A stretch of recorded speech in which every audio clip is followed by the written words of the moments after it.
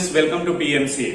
हम लोग प्रॉपर्टीज पढ़ रहे थे और आज के क्लास में हम लोग जो बचा हुआ प्रॉपर्टीज है उसको पढ़ेंगे और एनसीईआरटी का प्रॉब्लम बनाएंगे। ठीक है, क्योंकि डिटर्मिनेंट में जो एनसीईआरटी में जो क्वेश्चंस दिए हुए हैं वो बोर्ड एग्जाम में बहुत बार पूछे गए हैं, इसलिए उसको बनाना जरूरी है। अच्छा न्यूमेरिकल्स दिया हुआ है।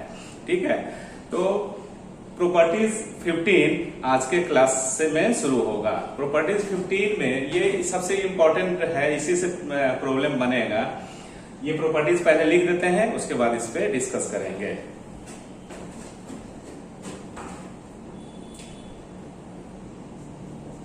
The value of determinant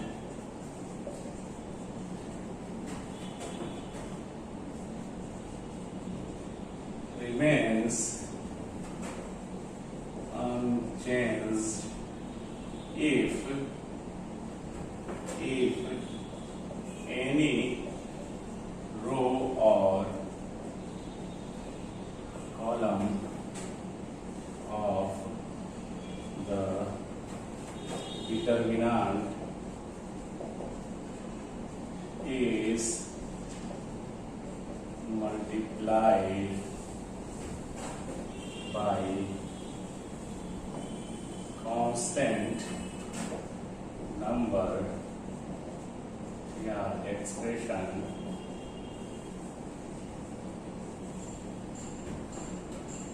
and then added या subtracted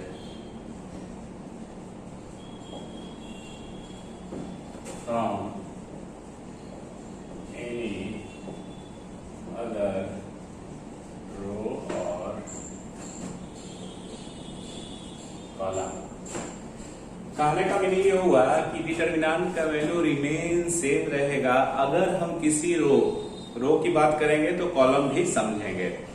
किसी भी रो या किसी भी कॉलम में अगर कोई स्केलर से मल्टीप्लाई करते हैं या कोई एक्सप्रेशन से मल्टीप्लाई करते हैं और उसको किसी दूसरे रो या दूसरे कॉलम में ऐड करते हैं तो ऐसा करने से हमारा डिटर्मिनेंट का वैल्यू चेंज नहीं होगा। इस प्रॉपर्टीज का जो ऑपरेशन यूज होगा, जो सिंबल यूज करेंगे वो ऐसा होगा, जैसे ऑपरेशन यूज्ड। इसमें मान लो एनी रो, कोई भी रो, ठीक है, इसको अगर हम कुछ से मल्टीप्लाई करते हैं तो ऐसे लिखिएगा, इसको चेंज करना होता है। तो ये पहले लिख दीजिए, किसी दूसरे रो में मान लो मल्टीप्लाई किए तो मल्टीप्लाई बाय कांस्टेंट नंबर या एक्सप्रेशन भी हो सकता है ना, एक्स या एक्स स्क्वायर प्लस बाय कुछ भी एक्सप्रेशन या नंबर अगर किसी दूसरे रो में और उसको जोड़ देते हैं जिसमें हम लोग ऑपरेशन कर रहे हैं तो ऐसा करने से कोई फर्क नहीं पड़ता है। ठीक है, R I plus M R J. या आप सिमिलर कॉलम के लिए भी कर सकते हो। कॉलम के लिए अगर करना होगा तो सी I plus N C J. Clear?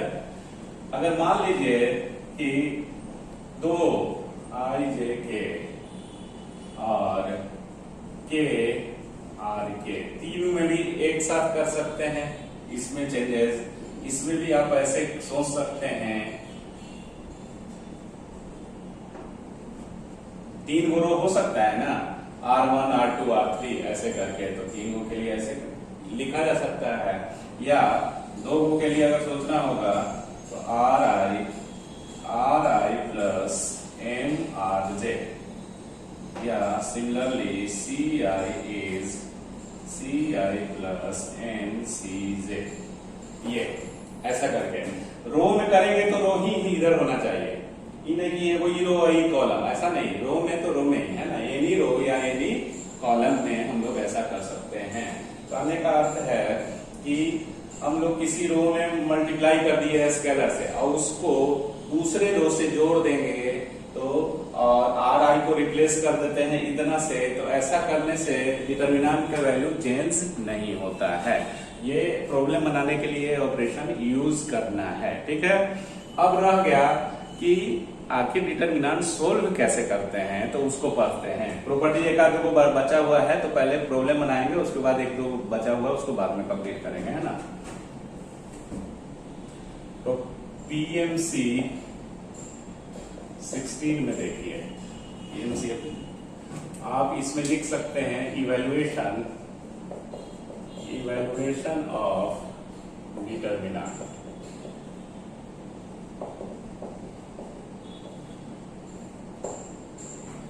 Evaluation of determinant का इवैल्यूएशन कैसे कर सकते हैं। अब ये समझ में आ रहा होगा कि अच्छा, ये तो पीएमसी 1 में ही या 2 में देख लिए थे कि इवैल्यूएशन ऑफ डिटर्मिनेंट, सब तो इवैल्यूएशन करना जानते ही हैं। ठीक है, जानते हैं। 2 ऑर्डर का डिटर्मिनेंट अगर रहता है, मतलब 2 ऑर्डर का स्क्वायर मैट्रिक्स का डिटर्मिनेंट जो होता है, तो उसको इवैल्यूएट करना तो सिंपल है, जो फॉर्मूला है उसके हिसाब से हम लोग उसको सोल्व कर लेते हैं। लेकिन 2 ऑर्डर से जो हायर ऑर्डर का 2 के बाद जो ऑर्डर डिटर्मिनेंट होता है उसको इवैल्यूएट करना, सिंपली अगर इवैल्यूएट कीजिएगा तो थोड़ा सा आपको डिफिकल्ट होगा। कभी कभी प्रूफ जो करना रहता है उसको लाने के लिए बहुत दिक्कत का सामना करना पड़ता है। इसलिए हम लोग प्रॉपर्टीज का यूज करते हैं। कोई भी properties according to demand of problem हम लोग प्रॉपर्टीज का यूज करेंगे। और सबसे मेन थीम क्या है इवैल्यूएशन ऑफ डिटर्मिनेंट में, कि जो हायर ऑर्डर का डिटर्मिनेंट है, 2 को छोड़कर 3 ऑर्डर 4 ऑर्डर, तो ये सब हायर ऑर्डर का जो डिटर्मिनेंट है, इसको इवैल्यूएट करने के लिए हम लोग क्या करते हैं कि किसी भी रो या किसी भी कॉलम में एज मच एज जीरोस को लाने का कोशिश करते हैं by use of all these properties. जितने ज्यादा आपको जीरो हो जाएगा उतना ही आपका न्यूमेरिकल्स डिटर्मिनेंट सोल्व करने में इजी होगा, इवैल्यूएट करने में, एक्सपेंड करने में इजी होगा। तो सबसे बढ़िया क्या चीज है, जो शुरू में भी मैंने लिखा था कि डिटर्मिनेंट का प्रॉपर्टीज पढ़ने के लिए क्यों पढ़ते हैं, तो ये इजी उसके प्रॉब्लम को इजी से सोल्व करने के लिए इसका यूज किया जाता है। ठीक है, तो समझ में आ रहा है कि इवैल्यूएशन ऑफ डिटर्मिनेंट का क्या मतलब हुआ। इवैल्यूएशन ऑफ डिटर्मिनेंट में है कि 2 ऑर्डर का डिटर्मिनेंट तो हम लोग इजिली इवैल्यूएट कर लेते हैं, बट हायर ऑर्डर का डिटर्मिनेंट इवैल्यूएट करने के लिए हम लोग को ऐसा करना चाहिए कि जिससे एज मच एज जीरो ला सकें किसी भी रो या किसी भी कॉलम में। ठीक है, जितने ज्यादा आ जाएगा जीरोस उतना ही आपका डिटर्मिनेंट सिंपल बन जाएगा सोल्व करने में। तो यही इवैल्यूएशन ऑफ डिटर्मिनेंट है। ठीक है, तो कहने का मीनिंग ये हुआ कि इन 2 order determinant we can easily evaluate, but to evaluate of determinant of higher order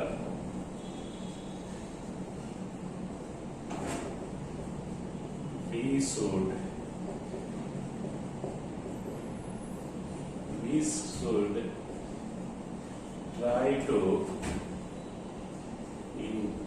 introduce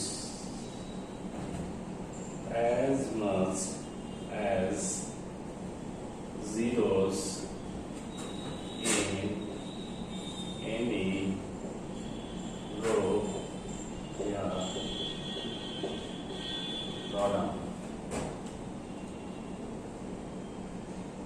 ठीक है, we can easily evaluate, but to evaluate of determinant of higher order we should try to introduce as much as zeros in any row या column। ठीक है, तो ये आपको zero बनाने के लिए आपको ये सब ऑपरेशन जो है, कहने का मतलब प्रॉपर्टीज जो है वो यूज करेंगे।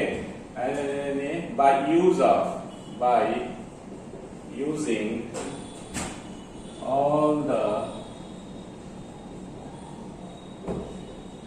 properties whichever is applicable, जो प्रॉपर्टीज एप्लीकेबल रहेगा उसको हम लोग यूज करेंगे जीरो लाने के लिए डिटरमिनेंट के किसी भी रो या किसी भी कॉलम में, ठीक है। तो आपका इवेल्युएशन इजी से हो जाएगा। तो यही मेन थीम है डिटरमिनेंट को इवेल्युएट करने के लिए। और ऑपरेशन जो यूज होता है, अगर मान लो कि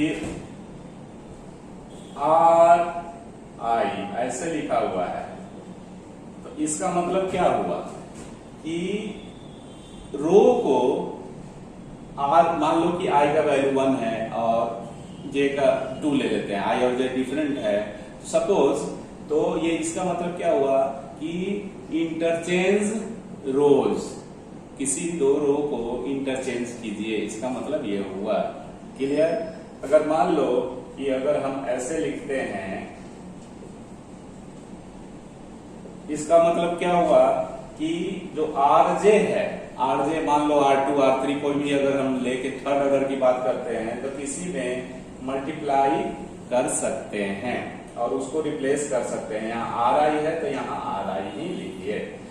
जब आप मल्टीप्लाई कीजिएगा तो आपको डिटरमिनेंट को गुना भी करना पड़ेगा, तब ना ये कट गया तो बराबर है, ठीक है। तो इस तरह से आप फिर ये सब ऑपरेशन यूज कर सकते हैं जो अभी जस्ट पर है 15 में, कि R I is R I plus M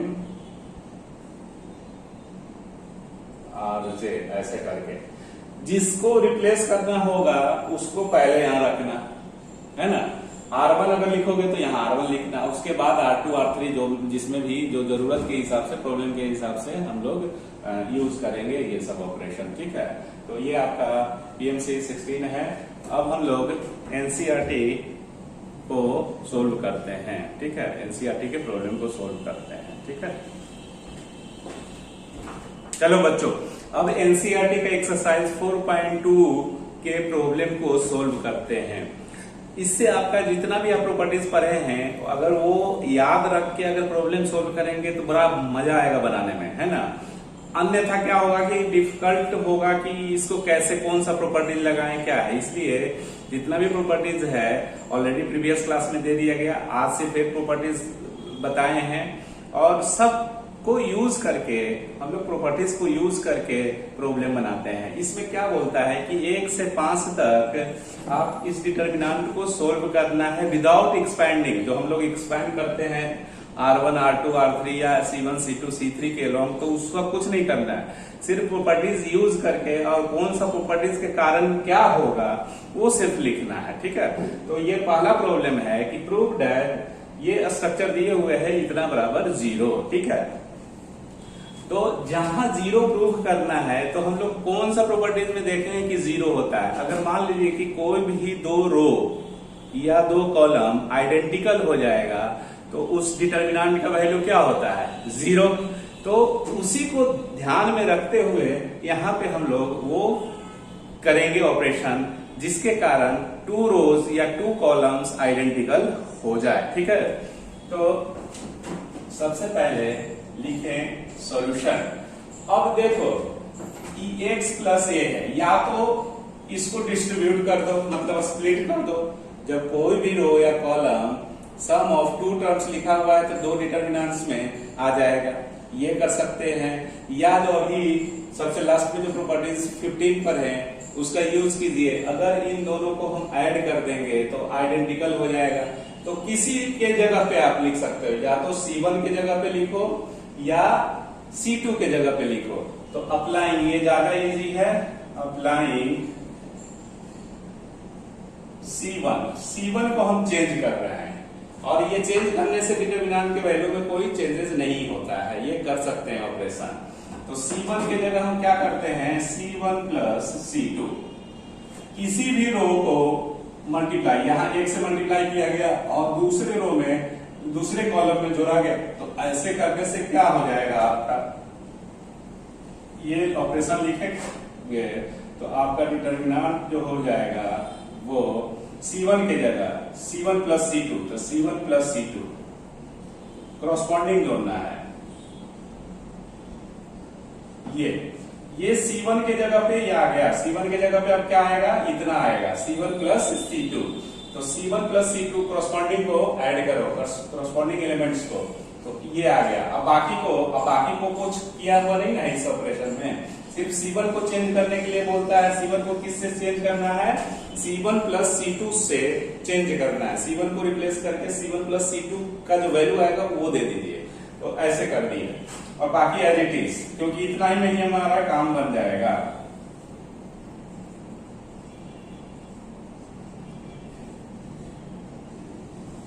ये अब देखिए, अब क्या हो गया कि ये रो और ये कॉलम और ये कॉलम क्या है, ये वाला, ये और ये C3, C1 और C3 आइडेंटिकल है, क्रॉसपॉन्डिंग में मैच कर रहा है ना, तो आइडेंटिकल हो गया, इसके कारण डिटर्मिनेंट का वैल्यू क्या होगा, 0 हो जाएगा।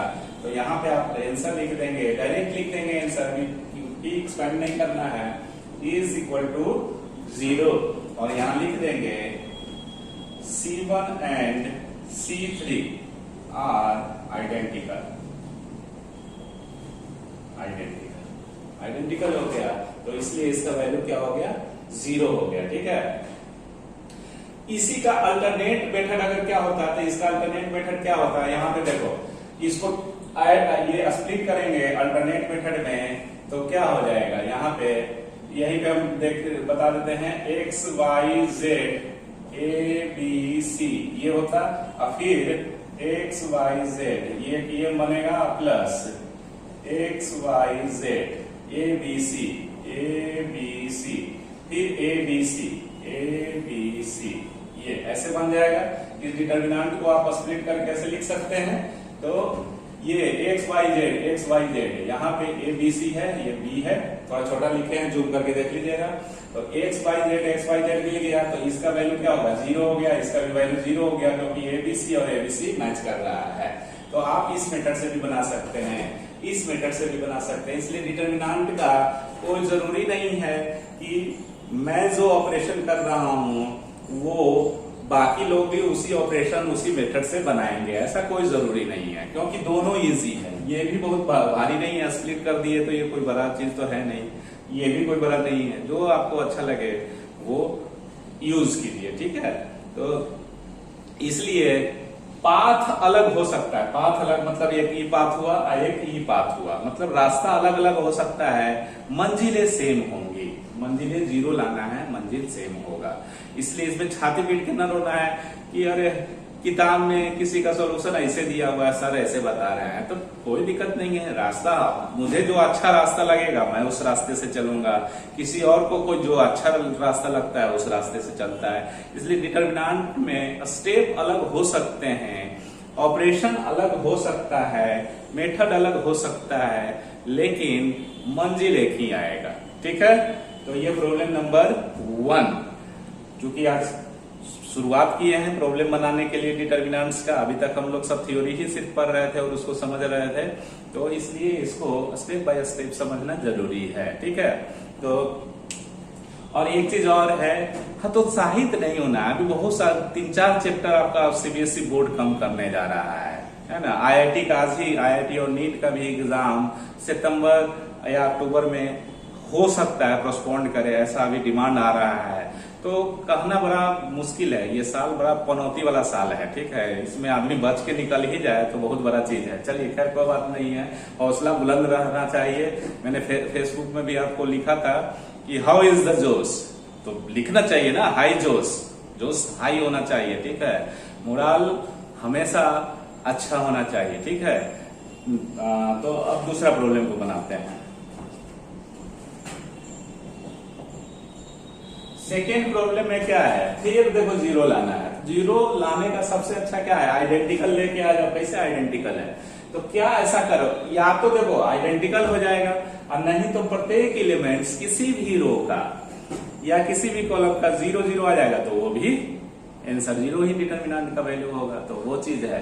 तो अगर हम देखते हैं कि इसको अगर हम ऐड करते हैं C1 C2 C3 को, तो बी कट गया, सी कट गया और ये कट गया, तो ये 0 हो गया, फिर ये 0 हो जाएगा, ऐसे ये 0।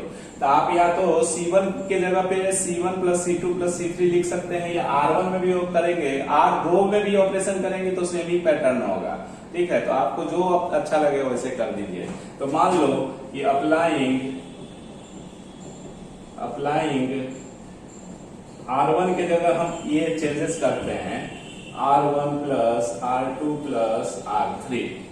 ठीक है, R1 के जगह इतना सारा हम लोग ऑपरेशन कर सकते हैं। ठीक है, यहाँ 1 से मल्टीप्लाई किया हुआ है, यहाँ भी 1 से मल्टीप्लाई किया हुआ है, और ये सब जोड़ दिया गया है जिसको हम लोग चेंज कर रहे हैं उसमें।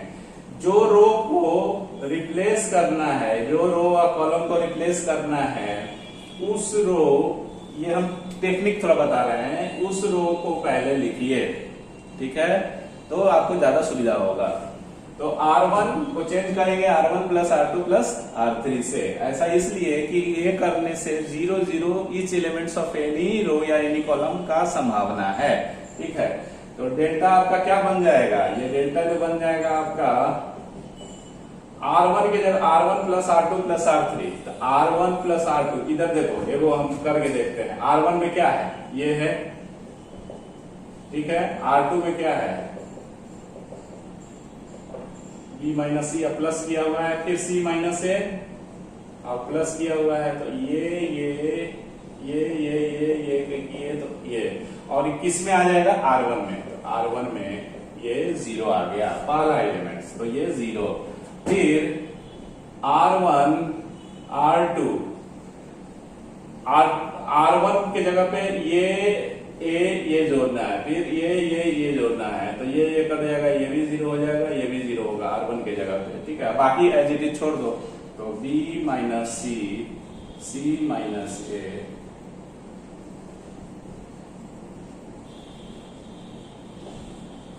इज इक्वल टू, इसका क्या आंसर होगा, 0, क्योंकि ईच एलिमेंट्स ऑफ R1 0 है, तो इसका रिजल्ट 0 ही होगा। ठीक है, इसमें लिख देंगे, रीजन दे देंगे, प्रॉपर्टीज लिख देंगे, is elements of R1 is 0। यहाँ पे ये है, इसलिए ये 0 डिटरमिनेंट का वैल्यू होता है। तो 2 प्रॉब्लम बना लिए, अब तीसरा प्रॉब्लम हम लोग बनाते हैं। ठीक है, अब प्रॉब्लम नंबर 3 को सोल्व करते हैं, एनसीईआरटी एक्सरसाइज 4.2। तो इसपे प्रूव करना है इतना इज इक्वल टू 0।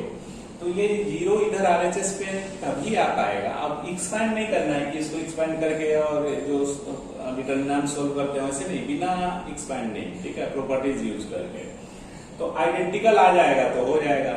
ठीक है, अब आइडेंटिकल लाने के लिए आपको सोचना पड़ेगा कि कैसे इसमें आइडेंटिकल आएगा, ये या ये कैसे सेम टाइप का दिखेगा।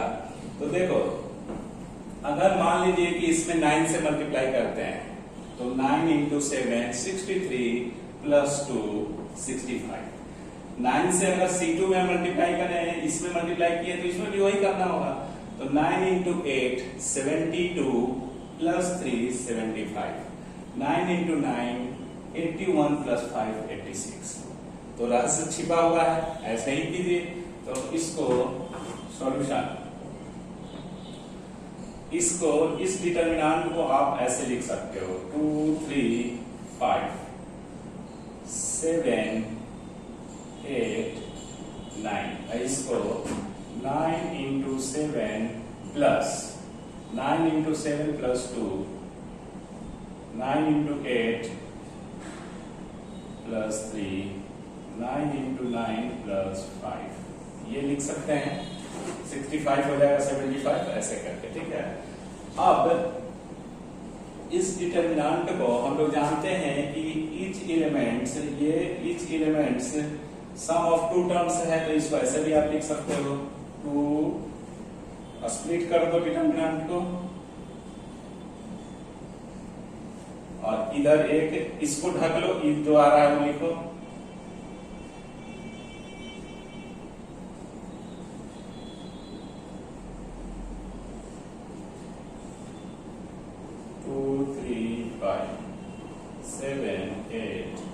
9, फिर 2 3 5, ये हो गया क्लियर। अब ये देखिए 9 इंटू 7, 9 इंटू 8 ये, अब 10 बाई 10 करो तो 7 7 कट गया 9, 8 8 कट गया 9, 9 9 कट गया 9। कहने का मतलब C2 और C3 are in same proportionate. जब सेम प्रोपोर्शनेट रहता है, सेम रेशियो होगा, तो उसका वैल्यू क्या होगा उस डिटर्मिनेंट का? 0। वन ऑफ द प्रॉपर्टीज पर आ चुके हैं। 10 बाई 10 या 10 बाई 10 की कोई भी रेशियो प्रोपोर्शनेट होना चाहिए, सेम होना चाहिए। या दूसरा तरीका है कि 9 कॉमन है, उभयनिष्ठ है, तो इस 9 को C3 से बाहर निकालिए, मतलब डिटर्मिनेंट से बाहर निकालिए, तो 9 निकलेगा तो इधर आ जाएगा, इधर क्या दिखेगा? 7 8 9, 7 8 9 आइडेंटिकल हो गया तो 0 हो गया ये। तो इधर 9 बाहर रहा, 9 इंटू 0, डिटर्मिनेंट 0 तो 0 हो गया। ये और ये आइडेंटिकल है तो इसका भी वैल्यू 0, तो ओवरऑल क्या हो जाएगा? ये आपका ओवरऑल 0। एक्सप्लेन कर दिए हैं, एक्सप्लेन कर दिए ना कि कैसे 0 हुआ। फिर से सुन लो, ये इसका रेशियो, इसका रेशियो सबका सेम रेशियो है, ठीक है। मतलब लिखना है तो लिखिएगा, हम इंग्लिश बोलते हैं। इसका रीजन ये लिख सकते हैं कि C2 and C3 are in same proportionate, ठीक है। Therefore, its determinant is 0. इसमें क्या लिखेंगे? C1 and C3 are identical, hence its determinant is 0. तो 0 plus 0 बराबर 0। क्लियर? तो मेन मुद्दा क्या है? प्रॉपर्टीज तो यूज करना ही है, और मेन मुद्दा ये है कि आपको ये जैसे था ये सोचना कि इसको कैसे हम इस टाइप से सोचे, ठीक है। तो ऐसे करके आपको सोचना ही पड़ेगा, तभी जाके हो सकता है, ठीक है। दूसरा इसमें और भी मेथड हो सकता है कि ये C3 में आप C3 माइनस 9 इंटू C2 भी कर सकते थे, वो भी ऑपरेशन करेंगे। तो 9 इंटू C2 करेंगे तो 63 होगा, तो 65 में से 63 जाएगा तो 2, तो यहाँ पे 2 आ जाएगा। फिर यहाँ पे 3 आ जाएगा, वो ऑपरेशन करने से यहाँ पे 5 आ जाएगा, तो आइडेंटिकल आ जाएगा, वो भी मेथड है। आपको जो मेथड इजी बुझाए वो ऐसे कीजिए, कोई दिक्कत नहीं है ना। तो ये है, तो ये आपका थर्ड हो गया। फोर्थ में देखो इसको कैसे सोल्व करोगे। ये यहाँ 0 लाना है। देखिए मोर या लेस आइडेंटिकल वाला ही हो रहा है, उसके कारण 0 हो रहा है। तो आइडेंटिकल सोचिए कि कैसे इसमें भी आइडेंटिकल आएगा। तो सबसे पहले तो इसको मल्टीप्लाई करके देखो कि क्या आता है। तो सॉल्यूशन डेल्टा इज, इसको डेल्टा मान लीजिए डिटर्मिनेंट को, BC CA AB, इसको मल्टीप्लाई कीजिए, AB plus AC, BC plus AC, BC plus AB, CA plus CB, ये दिस इंप्लाइज दैट। अब देखो अगर ABAC, अगर ये इसमें ऐड कर देंगे, ये वाला मतलब C3 और C2 ऐड अगर कर दिया जाए, C3 प्लस C2 C3 के जगह पर लिख दिया जाए, तो आपका E और E एक जैसा दिखेगा, एक ही होगा फंक्शन, माने कॉमन फैक्टर बाहर निकालेंगे जैसे ही, तो यहाँ 1 1 1 आ जाएगा और ये आइडेंटिकल 0 हो गया। तो ये ऑपरेशन कीजिए। तो ऑपरेशन क्या लिखिएगा? अप्लाइंग, ये देख के ही पता चल रहा है कि C3, ये जो है C3, तो C3 को चेंज कीजिए। किस चीज से चेंज कीजिएगा? अब जैसे C3 लिखते हैं तो ऐसे C3 लिख लो, अब प्लस C2। ऐसा क्यों कर रहे हैं? ऐसा इसलिए कर रहे हैं कि कॉमन फैक्टर हो जाएगा, मतलब C3 का ईच एलिमेंट एक ही जैसा होगा जिसको हम लोग बाहर निकाल सकते हैं। That is called common factor, and common factor can be taken out from the determinant sign. तो जैसे ही बाहर निकालिएगा तो ईच एलिमेंट विल बी 1 1 1, तो आइडेंटिकल हो गया C1 and C3, therefore its determinant will be 0। तो ये चीज है। तो अब पहले लिखो 1 1 BC CA AB। अब इसमें C3 प्लस C2 इसको जोड़ दो तो ये क्या आएगा, AB plus BC plus CA। ये भी आएगा AB plus BC plus CA। ये भी आ जाएगा AB plus BC plus CA। ये ठीक है, ये आ गया आपको। CB या BC एक ही ना है, गुना ना है जी, उसमें ये नहीं करना है। अब देखो जब ये सब सेम है तो हम लोग क्या भी लिखेंगे, टेकिंग आउट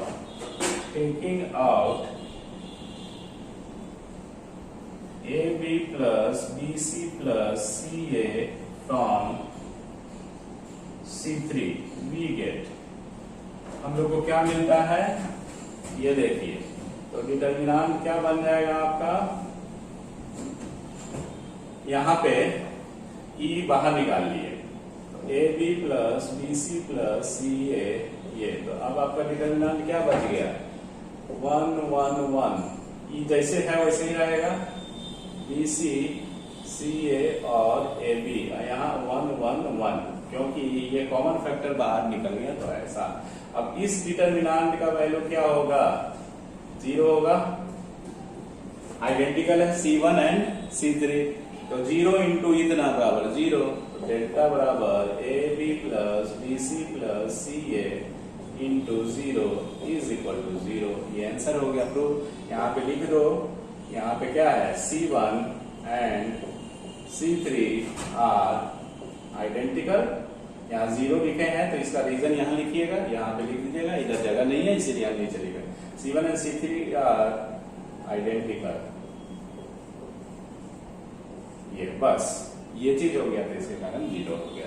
तो आपको सोचना है कि कैसे इसमें जोड़ें, कैसे घटाव करें या क्या करें कि जिसके कारण हमारा प्रॉब्लम सोल्व हो जाए, है ना। प्रॉब्लम का कंडीशन देखते हुए हम लोग आगे काम करते हैं, कौन सा प्रॉपर्टीज एप्लीकेबल होगा। तो ये प्रॉब्लम नंबर 4 है। प्रॉब्लम नंबर 5 6 जो भी है आगे का देखते हैं, ठीक है। इतना कॉपी कीजिए। प्रॉब्लम नंबर 5 को बनाते हैं। ये प्रॉब्लम है सीबीएसई में 2004, 2004, 6, 10, 12 और 14 में आया हुआ है। ये क्वेश्चन एनसीईआरटी का प्रॉब्लम नंबर 5 है। तो इससे आप समझ सकते हैं कि कितना इंपॉर्टेंट ये प्रॉब्लम है, इतनी बार बोर्ड में पूछा गया है। एनसीईआरटी का देखो 12th में ना, एनसीईआरटी का जितना प्रॉब्लम है वो जरूर बनाना चाहिए, ठीक है। एक तो इजी भी होता है और बोर्ड में डायरेक्ट आता है, तो आप किसी भी प्रॉब्लम को बना के जाएंगे और सेम प्रॉब्लम वहां दिखेगा तो आपका थोड़ा सा क्या होगा कि कॉन्फिडेंस बढ़ेगा, है ना, टाइम भी बचेगा, फटफट बना देंगे। तो ये प्रॉब्लम को सोल्व करना है, इतना बराबर इतना आपको लाना है, LHS बराबर RHS। तो इसको लेके चलते हैं और देखते हैं कि क्या ये आएगा। सब तो पहले देखो सम ऑफ टू टर्म्स है, इस तरह से है। यहाँ सिंगल डिजिट में, सिंगल नंबर में लाना है ना, सिंगल अल्फाबेट जो है उसमें लाना है इसको। तो सबसे पहले क्या करो कि LHS, तो LHS में जो दिया हुआ है वो लिख लीजिए। तो LHS में या ऐसे डायरेक्ट लिखिए, क्योंकि इसका स्पेस बहुत ज्यादा होगा, एक बार लिखेंगे तो इतना स्पेस लिखना पड़ेगा। सबसे पहले इस LHS को ही लेके चलते हैं। तो इसको देखिए कि क्या ऐसा कीजिएगा कि आपका प्रॉब्लम सोल्व हो जाए, ठीक है। तो अगर हम मान लीजिए कि देखिए ABC लाना है, PQR XYZ ऐसे करके लाना है, इसका मतलब आपस में घटेगा उठेगा जुटेगा तभी वो आएगा। तो अगर हम मान लीजिए कि इसको और इसको जोड़ते हैं, मतलब R1 और R2 और R3 को अगर जोड़ते हैं तो क्या दिखता है, ये वो किसी को देख लो तो अपने आप समझ में आएगा। तो 2C 2A और 2B, मतलब A plus B plus C, 2 तो बाहर के ले सकते हैं, सिमिलर पैटर्न है। तो इसमें 2R 2P और 2Q, 2Z 2X 2Y ऐसा करके 2 बाहर आ जाएगा कि जो कि ये दिख रहा है। तो ऐसे ये अप्लाई कीजिए, applying C1 C2 R1 R2 R3। देखो इसको ऐसे मत जोड़ना, क्योंकि ऐसे जोड़ोगे तो कोई फर्क तो पड़ेगा नहीं, कुछ रिजल्ट आएगा नहीं। ऐसे से जोड़ोगे तो 2 C हो जाएगा, 2 A होगा, 2 B हो जाएगा, तो 2 कॉमन आने का संभावना रहेगा। तो R1 की जगह क्या कीजिए कि इसको ऐसे ऐड कीजिए। तो R1 plus R2 plus R3 इसमें ऐसे मत कर देना R1 plus R2 plus C3, ऐसे नहीं होता है, रो तो रो ही चलेगा। तो इस तरह से डेल्टा आपका क्या बन गया, R1 के जगह पे क्या आ जाएगा, ये सारा आ जाएगा।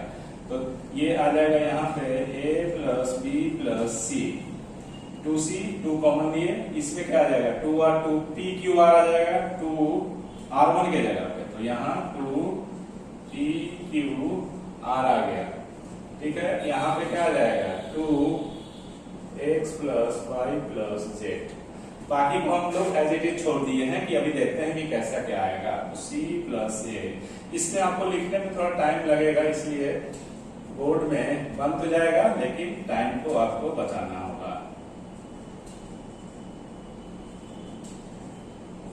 ये इस तरह से हम लोगों ने कर दिया। अभी 2 बाहर ले लीजिए, ठीक है। तो taking 2 out from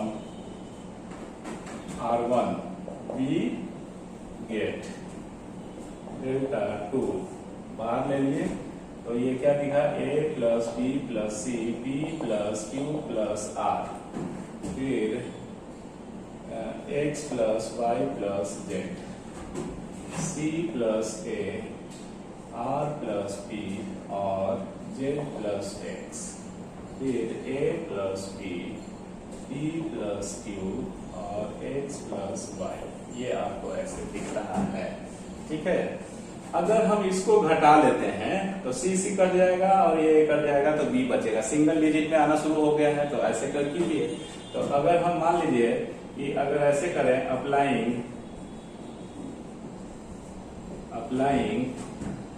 R1 के जगह अब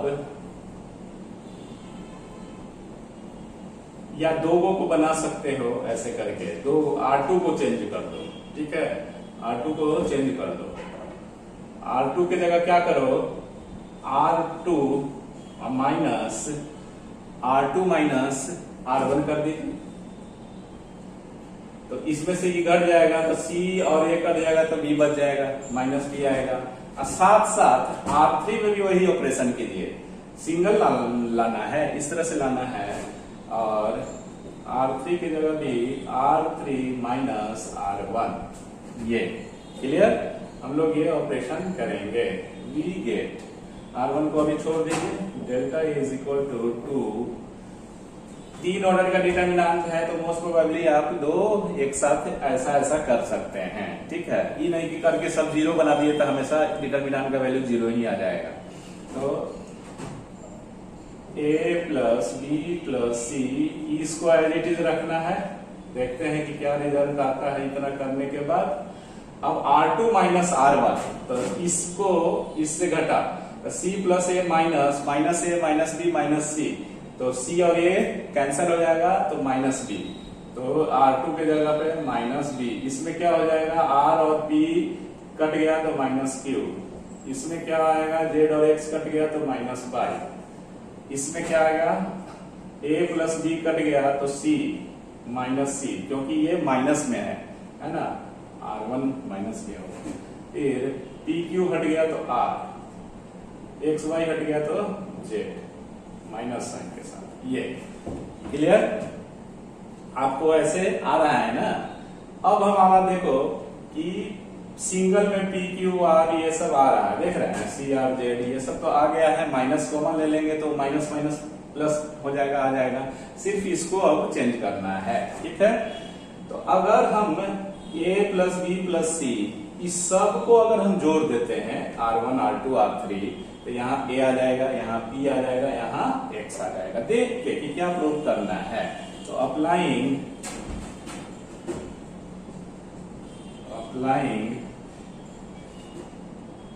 यहाँ इसमें चेंज करना है R1 में, अब R1 plus R2 plus R3 दी गई, तो ये क्या हो जाएगा 2, R1 के जगह इतना, इसको जोड़ दीजिए R1 R2 R3, तो ये B जोड़ेंगे तो माइनस कट जाएगा, तो ऊपर में A P और X और बाकी as it is minus B minus Q minus Y minus C minus R minus Z। ये अब इसमें क्या करेंगे कि माइनस इस R2 से ले लेंगे और माइनस R3 से, तो इसका माइनस माइनस प्लस हो जाएगा। तो ये आपका 2APX BQ by CRZ, ये यहाँ पे लिख सकते हो, यहाँ पे ऐसे लिख देना ब्रैकेट में कि taking -1 out from R2 and R3, ठीक है। -1 इससे भी और इससे भी हम लोग लिए हैं, तो ये रिजल्ट आ गया जो कि प्रूव करना था। तो सब बोर्ड का देखिए कितना साल आया हुआ प्रॉब्लम, अच्छा निवेश है, क्योंकि अपने से सोचना है कि हम कैसे जोड़े कैसे घटाव करें कि हमारा रिजल्ट आ जाए, ठीक है। तो इसमें कोई दिक्कत नहीं है। देखो डिटरमिनेंट का प्रॉब्लम जो है ना, एक प्रॉब्लम और है जो प्रॉपर्टी से रिलेटेड है, ठीक है। एक 5 तक तो लिखा हुआ, दूसरा भी जो है प्रॉपर्टी से, वो भी अच्छा क्वेश्चन है, उसको हम बना देते हैं, ठीक है। उसके बाद आप होमवर्क में इस एक्सरसाइज को बनाने का कोशिश कीजिएगा 4.2 को, और जो नहीं बनेगा वो नेक्स्ट जो वीडियो लेक्चर होगा उसमें हम बताएंगे, ठीक है। और भी नए नए क्वेश्चन के साथ हम लोग डिस्कस करेंगे, ठीक है। तो अभी एक क्वेश्चन जो है इसका एक बेहतरीन क्वेश्चन है जो उसको भी सोल्व करते हैं, ठीक है। तो हम लोग प्रॉब्लम नंबर 6 को सोल्व करते हैं। ये बहुत ही उम्दा क्वेश्चन है और इसका अच्छा सा एक टेक्निक बताते हैं इस टाइप का, क्योंकि ये क्या है वो आपको भी पता चल रहा है कि किस टाइप का डिटरमिनेंट है ये, है ना। कल ही हम लोग पढ़े थे इसका डिटरमिनेंट का, हम लोग कल सीखे थे। तो देखो सबसे पहले तो डायगोनल एलिमेंट्स जो है वो इसका क्या है, 0 0 है।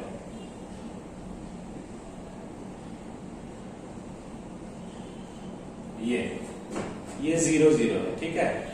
और इधर जो एलिमेंट्स है ये, अगर ये 1 2 है तो ये क्या है, ये वाला 2 1 है, ठीक है। ये क्या है, ये 1 3 है, तो ये आपका 3 1 है।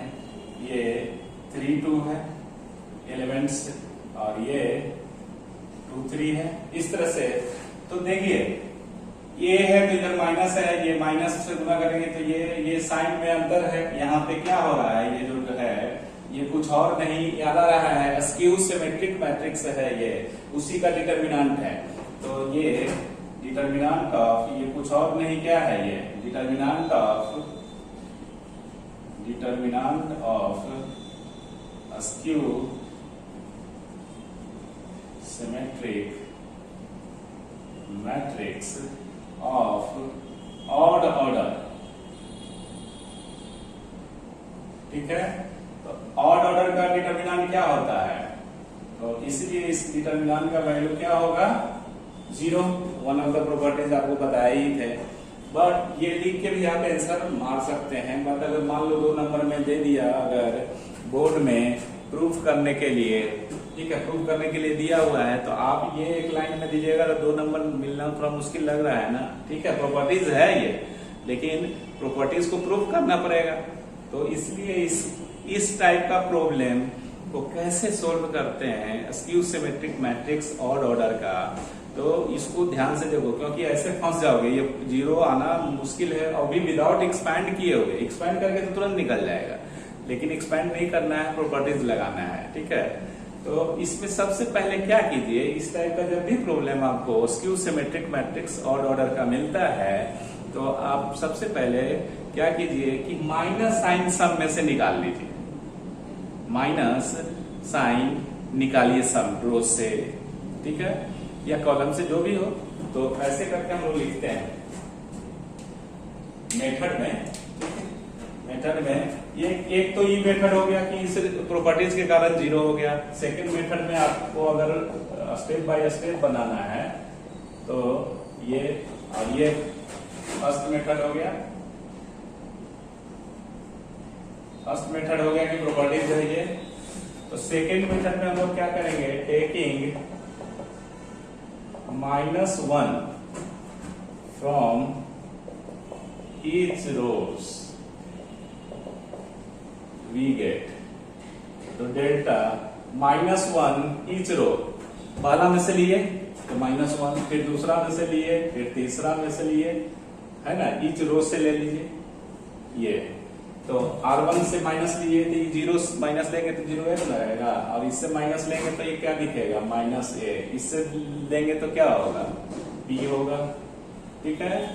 और इससे माइनस लिए तो क्या होगा, a हो गया, 0 हो गया, c हो गया, और -b और -c 0। ये कुछ और नहीं क्या है दिख रहा है, डेल्टा, इसको डेल्टा मान लिए हैं डिटर्मिनेंट को। -1 का पावर q होगा ना, तो माइनस होगा, तो -0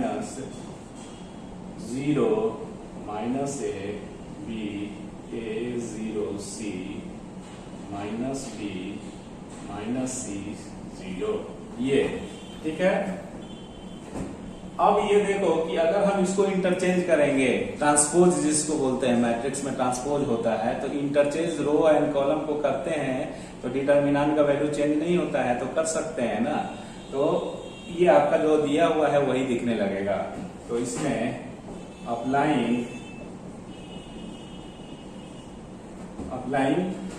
रो को कॉलम में चेंज कर दो, तो कैसे लिखेंगे, row interchange rows and columns, interchange कर दीजिए। छोलनी चलाओ, बताए छोलनी चलाइए, तो माइनस इसको ऐसे, इस ऑपरेशन से कोई वैल्यू डिटर्मिनेंट पे चेंज नहीं होता है, ठीक है, देख लेना, प्रॉपर्टीज 1 या 2 में है लिखवाए थे, तो ये ऐसे कर दीजिए। तो ये 0 a -b, फिर इसको ऐसे, फिर ऐसे, तो -a 0 -c, फिर ऐसे, तो b c 0। तो ये आपको क्या दिख रहा है, जो दिया हुआ था वही दिख रहा है कि नहीं दिख रहा है। तो ये कुछ और नहीं, क्या हो गया, सीधा बना देते हैं, कुछ और नहीं, ये डेल्टा माइनस ये भी क्या है, ये कुछ और नहीं, क्या है जी, डिटर्मिनेंट, इनिशियल डिटर्मिनेंट है ये भी कुछ और नहीं, क्या है, डेल्टा है, ये डेल्टा है। तो और इसको इस साइड लेंगे, 2 डेल्टा बराबर 0, तो इसलिए डेल्टा बराबर क्या आ गया, 0। और डेल्टा इसी को माने थे, इसको डेल्टा मान के सोल्व किए थे, तब ना डेल्टा इधर लिख रहे हैं। तो ये आपका आंसर हो गया। तो सबसे अच्छा, जब भी स्क्यू सिमेट्रिक मैट्रिक्स का बात करता है प्रूफ करने के लिए, तो ऐसे ही ये स्टेप सबसे इजी स्टेप है, इसमें कुछ नहीं, ऐसे कीजिएगा तो आराम से बन जाएगा। अदरवाइज थोड़ा डिफिकल्ट होगा कि दूसरा मेथड से चलने में। ये स्टेप ठीक है कि माइनस माइनस माइनस तीनों से कॉमन ले लेते हैं, निगेटिव कॉमन लेते हैं, चाहे रो से लीजिए चाहे कॉलम से लीजिए, ठीक है। और उसके बाद आपको जो डिटर्मिनेंट दिख रहा है उसका पोजीशन देखिए कि इसको अगर हम इंटरचेंज कर देंगे, रो के जगह कॉलम वाला सब लिख देंगे और कॉलम की जगह रो वाला, तो ये आ जाएगा। तो ये आया, तो डेल्टा बराबर माइनस डेल्टा, इस तरह से ये आ गया, ठीक है। तो ये आपका एनसीईआरटी का हम लोग आज प्रॉब्लम पर है और एक प्रॉपर्टीज भी पर है, और जो एनसीईआरटी एक्सरसाइज 4.2 है उसको सोल्व करने का कोशिश कीजिए, ठीक है। और नहीं सोल्व होता है तो नेक्स्ट क्लास में तो हम लोग उसको पढ़ेंगे ही। हम कुछ होमवर्क दे देते हैं बनाने के लिए, ठीक है, उसको जरूर बना के दिखाइएगा। आप लोगों में से बहुत से बच्चे होमवर्क जो दे रहे हैं वो बना के दिखा रहे हैं, ठीक है, बहुत अच्छी खुशी की बात है। पढ़िए, खूब मन लगा के पढ़िए, है ना। कोरोना तो अब इसी में जीना है ना, तो क्या कर सकते हैं इसके लिए।